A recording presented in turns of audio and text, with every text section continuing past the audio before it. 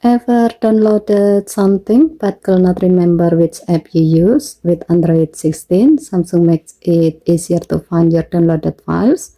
You can now filter downloads by the app that downloaded them. It's perfect when you have saved files from multiple apps like Chrome, Drive, or Samsung Note. To do so, open My Files app, tap Download.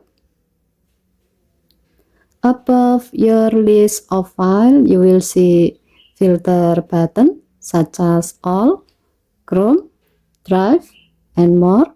It depends on which app you use to download files. Tap an app name, for example, Chrome, to view only files downloaded from that app. Tap All to return to the full list of downloads. So, now with Android 16, you can easily organize and find your downloaded files based on the app they came from. It saves you times and helps you avoiding confusion. Okay, thank you for watching.